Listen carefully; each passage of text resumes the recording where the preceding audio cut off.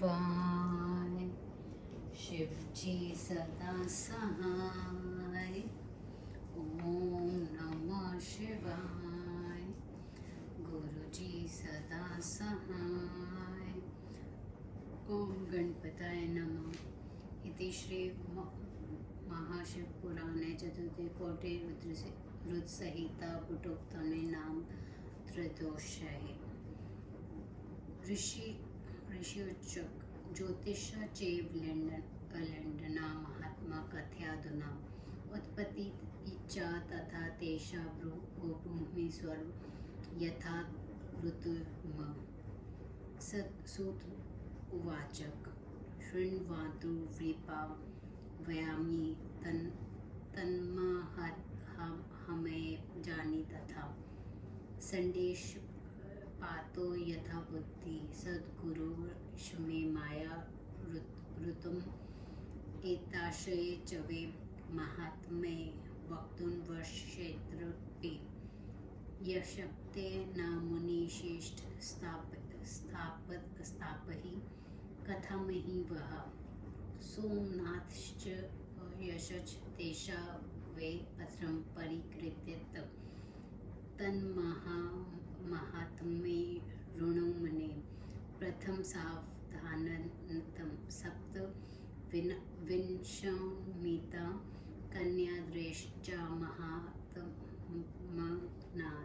तेन चन्द्रमसे दत्ता अश्रीनायदा मुनीश्वरा चंद्रवा स्वामिनी प्राय शोभमाना विशेषत्रथ चंदोडपि चेवता प्रापये शोभते सम निरन्तरम् हेमना चैव मणिभ्राति मणिना हयं चैव हि एव च समहे तत्सहे यजात श्रुतमामिते सर्वासवचि च पत्नीश्रु रोहिणनम च समर्थं यथेका सा प्रिये चसितथाननाय न कदञ्च अनाश्रय दुःखमाप्रता पितृन् शरण यशु गत्वा तस्मै च यद्दुःखं तथा तभिर्निवेदितं दक्ष स च तथा श्रुत्वा दुःखचः प्रपदा वास्तदा समागतये दीर्घजा चन्द्रमा शान्तवोचनवा चत्सदवा दक्ष उवाच विमले च कुले तव हि समुद्रप्रत्रकालनिधि अशितेषु च सर्वषु हि न्यूना दक्षता कथ तव कृतचेत च न कृत्वा तपवै पुने व्रतन् विस्मत्त्वेन नरकप्रदमीरितं सूतवाचक दश शेचवेः सम्प्राता चंद्रजमातर स्वयं जागम मंदिर स्वयं वे निश्चय परम गता चंदोडपि वचम तस्मै न चकार विमोहित शिव माया प्रभो विना यया समोहित जगत शुभ भावी यदा यशस् शुभ भावति तस्वैवः अशुभ च यदा भावैकथ तस्मै शुभ भवते चन्द्रोडपि बलप्रदा विवश न मे तत् न तदच रोहिण्याया च समासक्तो न्यायान मेने कदाचन तच्छ्रुत्वा पुनार्थगा स्वहं दुःख सममिन्द्र प्रथम यश चंद्र सा दशो दक्ष सुनीत तत् दक्ष उवाच श्रुता चंद्र यथ पूर्वत प्रथितो बहुधा माया न मनित तत्त्वया यश तत्त्वा च श्रची भव सूतवाचक युयुक्ते तेन चंद्रवो वे यही जात क्षणादिः हाहाकारो महा नासीत देन्दो श्रीणतात गते देव श्रहेस्तदा सर्वे क्रीकारे हा कथ भवेत् इति दुःख समाप्रात्र विहेला हाब वनुमुने चंद्रेण सर्वे शक्रदायासुरा ऋषयश वसिष्ठा ब्राह्मण शरण्यषु गतावती तु तदा प्रच्युतदितनिखिलसुमने ब्रह्माण्डे ऋषयो देवानत्वा नीत्वा दण्डित वेलाः ब्रह्माडम्बित तदच कृत्वा विस्मये परम यशो शिवमाया सुप्रशहे सर्वयशं तानुवाचः ब्रह्मावोच अहो कष्ट महाजजात सर्वलोकदुःखदं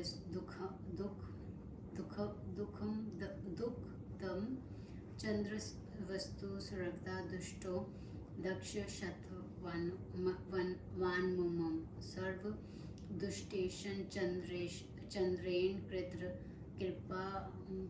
कृपापयन केश ऋषुरूयत मृषो देवा श्रीन्द्र कृते पुरातनं ब्रह्माहस्तगृहे गत्वा तरा दुष्येष्टन वैहता तस्पाय पुनेश्वर सा दैत्यान् समुपस्थित समावृतस्तथा दैत्ययुधन देवेश्वरः मायादन्त्रेण निषिद्धस्तस्मै तारा ददो शशि त च गर्भपति दृष्टाना गर्भोपते सोढबभूत अस्माभिवृते जीव कृच्छ जग्रहता तदा यदि गर्भ जहता हि गृहीन् मित्य बर्वीतम गर्भे माया पुनः सहस्र तजोस्ति मुनि स्तमः कसाहे च पुनर्गर्म सोमसेयते च ब्रवीत प्रचोदनी गहिता सह माया च वरितन्वे एव विधानी चंद्रसे दृश्रितरायण नेकश वर्ण्यते कि पुंस्तनिः सोढपि कुरुतमे कथं यज्जात तसु सृञ्जात न्याता भ्रवति धुव्रम् अन्तःपरमपुवो रश्यहि तृणुतारात् प्रभासके शुभे श्रेष्ठ व्रजचंद्र से व्रजचंद्र सद्वेते शिव माराधे मित्रुते विधनाथ निदेकेश पुरस्तत चंद्रस्तपुतु नित्पश प्रसन्न शिव प्रक्षादशित करिष्यति सूतवाचकी इति ऋत्वा वास्तवः ब्रह्मास्तने सुरश्राये सति वृत्तयायुषु सर्वे यत्र दक्ष विदु तत् गृहीतवा ते तत्र चंद्रदक्ष चराशरे निर्जरा प्रभासे ऋष्ययशकुस्त्रत गत्वा डनखिलाश अवाहा तीर्थ वायनी सर्वव्यातयादिकानि च पृथिवेन तथा पूजा मृत्युंजय ते देवेश तदा सर्वे ऋषयो निर्मलाशायास्तपः चंद्र प्रभासे च स्वं ध्रां यशुमृता चेन्द्रन च तपस्तत षण्मास च निरन्तरं मृत्युंजयेन मन्त्रे प्रोजते वृषध्वज दशकोटिमन्त्र सर्वावृत्तिशासि च तम धत्वे मृत्युंजय मंत्र तथो निश्चलमानस तदृष्टा षण्डेश्वरे देवे प्रसोभूत प्रभु अभिवेहु विदु प्राहा स्वभक्त भक्तवत्सल शंकर उवाच वर वाशिनी भद्र ते मनसा यत् यस्मित्सह प्रचण्डते शशिनस्वर्ग दाक्षुरे वरमुन्नतं चंद्र उवाच यदि प्रस्तुतो देवो किं सदाय भमिन मे तथासि शरीसे श्रववारवे शंकर यशतो मे मिन्द्रा प्रथश कल्याण कुरु सर्वदा इति युक्ते च तदा तेन शिवो वचनमब्रवीत् शिवोवाच पश्ये च श्येता चंद्रकला ते च दिने दिने पूर्णश्रववृद्धता पक्षी सह कला सा निरन्तं सूतवाचक एव सती तदा देव हर्षनिभर मानसा श्री यशस तथा सर्वे समाज जगमुद्रित दिगा अदच्च तदा सर्वे चंद्रशिरोमुपं शिवा नत्वा करो बन्ध्वा प्रार्थयाम सुरातत्रं देववाचक देव महादेव परमेश नमोस्तुते ते उमा सहिते शंभो सर्वमित्रस्थितारो भव सूतवाचक तत्चंद्रेण सतता संस्कृते शंकर पुराणाश्च किचरसकार पुनेश्वावतु प्रस्थश्च सदा देवना क्षेत्रमात्मे तवे चंद्रदशेश यशसे तत्र नामना चंद्रसे शंकर सोमेश्वर नाना दस्यते भुवन त्रय यशकुष्ट धीरो गणानाशक पूजना ददिच्च तनोदये कृत्योदन यत्र मना शंकर सर्वमेव स्थितच जागता नाथ पार्वये शगृति तलं तन्दकुंड तेवेच त्रेदेव सर्वदेव प्रतिष्ठितं शिवेन ब्रह्माण तत्र हविभक्तु तु तत्पूर्ण चंद्रकुंड प्रसिद्ध च पृथ्रा पाप नाशमं तत्र सनातनी सवे पापे प्रमुच्यते रोगा सर्वे यशाधयस्य हासाधे ये भवन्ति वे ते सर्वे च शहे यनति यान्मास स्नानमात्र प्रभाश्च परिक्रे पृथ्वी करम संभव फल प्रप्नोति श्रद्धा मता मृत स्वर्गे महिमे सोमलिन्नरो दृष्टा सर्व पाप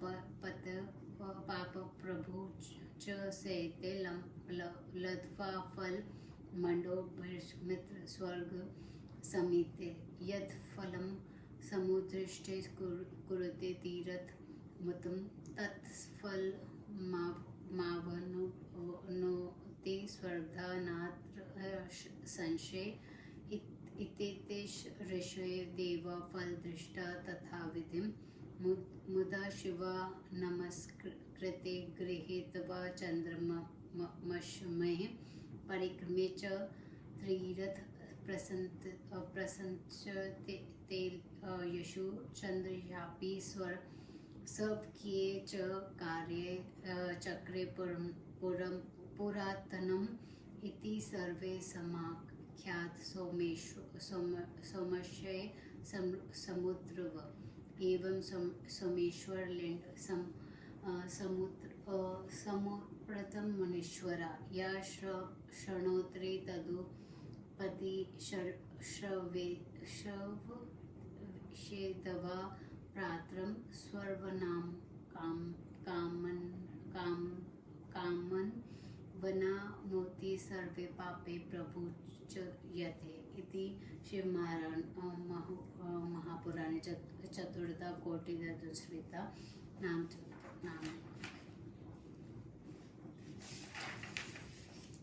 प्रातःकाल ऋषि ने कहा, अब आप ज्योतिर्लिंगों में के महात्मा का वर्णन कीजिए जैसा आपने सुना है। सूजी ने कहा, हे ब्राह्मणों, ज्योतिर्लिंगों की उत्पत्ति तथा उनके महात्म्य को मैंने अपने गुरु से जैसे सुना है वैसे मैं आपसे अपनी बुद्धि के अनुसार संक्षेप में कहता। हे मुनिवर, इनका महात्म्य तो सैकड़ों वर्षों को भी नहीं कहा जा सकता, तो मैं आप लोगों के संतोष के लिए कहता हूँ। उन ज्योतिर्लिंगों के प्रथम सोमनाथ हैं। हे मुनिवरों, इतना महात्म्य तो सैकड़ों वर्ष सोमनाथ हैं। हे मुनि, सावधान होकर पहले उसका महात्मा सुने। दक्ष प्रजापति ने 27 अश्विनी आदि कन्या चंद्रमा को ब्याही। चंद्रमा को स्वामी पाकर वह शोभित हुई, चंद्रमा भी उन्हें पाकर शोभित हुए। सोने से मणि और मणि से सोना शोभित होता है। इसके बाद आगे जो हो उसे सुने। सभी पत्नियों में चंद्रमा को रोहिणी जितनी प्रिय हुई उतनी कोई भी प्रिय नहीं हुई। और पत्नियां दुखी होकर अपने पिता के शरण में गई। वहां जाकर उन्हें जिस प्रकार का कष्ट था उन्होंने कहा। दक्ष भी यह सुनकर दुखी हुए। वह ब्राह्मणों उन्होंने शांति से चंद्रमा से कहा। दक्ष ने कहा, हे चंद्रमा, तुम निर्मल कुल के उत्पन्न हुए हो। अपनी श्रुतियों के प्रति तुम विषम व्यवहार क्यों कर रहे हो? जो कर लिया सो सब ठीक है, फिर ऐसा मत करना। विषम व्यवहार नरक देने वाला होता है। सूर्य ने कहा, अपने जामाता चंद्रमा से इस प्रकार प्रार्थना कर दक्ष निश्चित होकर घर चले गए। मोह में पड़कर विष माया से मोहित चंद्रमा ने दक्ष की बात नहीं मानी। जिसका भला होना होता है उसी का भला होता है, जिसका शुभ होना होता है उसका शुभ कैसे हो सकता है? चंद्रमा ने भी होनाकर के अनुसार दक्ष की बात को स्वीकार नहीं किया। उसने रोहिणी के अक्षत होने के कारण और किसी शिष्य को सम्मान नहीं दिया। यह सुनकर दुखी दक्ष ने फिर आकर नीतिपूर्ण वचनों से चंद्रमा से निवेदन किया। दक्ष ने कहा, हे सुनो, मैंने तुमसे प्रार्थना की किंतु तुम नहीं माने। अंत तुम क्षय रोगी हो जाओ। सूर्य ने कहा, उसे ऐसा कहते क्षण भर में चंद्रमा क्षय रोगी हो गए। चंद्रमा के क्षीण होते ही महान हाहाकार मच गया। हे मुनि, सभी देवता तथा ऋषि यहाँ कैसे हुआ? अब क्या करना चाहिए? यह विचार कर व्याकुल हो गए। चंद्रमा के निर्देश से सभी इंद्र आदि देवता और वशिष्ठ आदि ऋषि ब्रह्मा जी की शरण में गए। हे मुनि, जाकर देवताओं तथा ऋषियों ने ब्रह्मा जी को प्रणाम करके तथा उनकी स्तुति करके अत्यंत व्याकुल होकर उनसे संपूर्ण विचार का। उस बात को सुनकर ब्रह्मा जी अत्यंत चकित हुए। शिव माया की प्रशंसा करते हुए उन्होंने उनसे कहने लगे। ब्रह्मा जी ने कहा, ओहो, यह सभी के लिए दुखद समाचार है। जो भी दक्ष ने चंद्रमा को श्रेय होने का श्राप दिया, यह सब चंद्रमा का ही दोष है। हे देवताओं तथा ऋषियों, सुनो। जो चंद्रमा ने पहले दुर्व्यवहार किए, बृहस्पति के घर जाकर उस दुष्ट चंद्रमा ने उसकी स्त्री तारा का अपहरण किया और फिर वह दैत्यों के पास गया। तब देवता तथा दैत्यों का युद्ध करा दिया। मुझे अति के रोकने पर उसने सारा तारा बृहस्पति को लौटा दी। उस गर्भवती देखकर बृहस्पति ने कहा, मैं इसे स्वीकार नहीं करूंगा। हमारे समझाने पर बृहस्पति ने बड़ी कठिनाई से उसे स्वीकार किया। हे मुनिवर, यदि यह अपने गर्भ को त्याग देगी तो मैं फिर इसे ग्रहण करूंगा। फिर मैंने उसे गर्भ से मुक्त कराया। प्रसव होने पर मैंने पूछा कि यह बालक किसका है, तो उसने चंद्रमा का बतलाया। फिर मेरे कहने से बृहस्पति ने उसे स्वीकार कर लिया। इस प्रकार चंद्रमा के पहले किए हुए अनेक दुष्चरित हैं। वह आज भी वैसा ही क्यों कर रहा है? जो हुआ वह अच्छा ही हुआ, नहीं तो वह दुराचार करने से स्थिर हो जाता। अब मैं आपसे उसकी शांति का उपाय कहता हूँ, आदर से सुने। प्रभास तीर्थ में यदि देवताओं के साथ जाकर चंद्रमा मृत्युजन पूजा विधि से शिव पूजा करे, शिव जी को सामने रखकर प्रतिदिन चंद्रमा तप करे, तो शिव जी प्रसन्न होकर उसे क्षय रोग रहित कर देंगे। सूर्य जी ने कहा। देवता तथा ऋषियों ने ब्रह्मा जी के इस वचन को सुनकर वह सब वहाँ गए जहाँ दक्ष और चंद्रमा थे। वहाँ वह चंद्रमा को लेकर दक्ष को आश्वासित कर वह सभी देवता तथा ऋषि प्रभास क्षेत्र में गए। वहाँ सरस्वती आदि सभी तीर्थों का आह्वान कर मृत्युजन पूजा विधि से प्राथमिक पूजन करने लगे। वे पवित्र आश्रय वाले देवता तथा ऋषि वहाँ प्रभास क्षेत्र में चंद्रमा को बैठाकर अपने अपने लोकों को चले गए। चंद्रमा ने मृत्युजन मंत्र से शिव की पूजा की और लगातार 6 माह तक अटल तप किया। 10 करोड़ मृत्युजन मंत्र का जाप करके तथा शिव जी का ध्यान करके चंद्रमा वास्तित हुआ। वक्त वसल भगवान शिव जी अपने भक्त चंद्रमा को देखकर प्रसन्न हुए और प्रकट होकर उसे कहने लगे। शिव जी ने कहा, हे चंद्र, जो तुम चाहते हो वो वर मांगो, मैं तुम्हारे प्रति प्रसन्न हूँ, तुम्हें सर्वश्रेष्ठ कर दूंगा। चंद्रमा ने कहा, हे देवादेव, यदि आप मुझ पर प्रसन्न है तो मेरा कोई कार्य असाध्य नहीं है, तो भी आप मेरे श्रेय रोग को दूर कर दीजिए, मेरा अपराध को क्षमा करके मेरा सदा कल्याण कीजिए। ऐसा उसके कहने पर शिव जी ने उससे कहा। शिव जी ने कहा, हे चंद्र, एक प्रश्न में प्रतिदिन तुम्हारी कला क्षीण होती जाएगी और दूसरे पक्ष में उसकी क्रम से बढ़ती जाएगी। सूर्य ने कहा, हे ब्राह्मणों, ऐसा वरदान सुनकर प्रसन्न होकर देवता तथा ऋषिगण वहां चले गए और चंद्रमा को आशीर्वाद दिए और हाथ जोड़कर शिव जी को प्रणाम कर आदर से उसे प्रार्थना करने लगे। देवताओं ने कहा, हे देव महादेव परमेश्वर, आपको नमस्कार है। स्वामी, आप पार्वती के साथ यहाँ स्थिर हो जाइए। सूर्य जी ने कहा। तब भक्ति पूर्वक चंद्रमा ने शिव जी की स्तुति की। तब वह निराकार प्रभु साकार हो गए। वह देवताओं के प्रसन्न हुए और उस क्षेत्र में महात्म्य के लिए तथा चंद्रमा के यश के लिए शिव जी उस क्षेत्र में चंद्र नाम से प्रसिद्ध हुए। यही सोमेश्वर है जो तीनों लोकों में प्रसिद्ध है। वह ब्राह्मणों, इसकी पूजा करने से श्रेय, कुष्ठ आदि रोगों का नाश होता है। ये चंद्र धन्य है, सफल मनोरथ है, जिनके नाम से समस्त संसार के स्वामी शिव जी भूतल को पवित्र करते हुए यहाँ स्थित है। वही सभी देवताओं ने एक जल कुंड की स्थापना की। उसे शिव और ब्रह्मा से असम्मानित रूप से ने अपनाया। उस पाप नाशक कुंड का नाम चंद्र कुंड रखा गया। जो मनुष्य उसमें स्नान करते हैं वह सभी पापों से मुक्त हो जाता है। उस कुंड में 6 मास तक स्नान करने से श्रेय आदि असत्य रोग से क्षीण हो जाते हैं।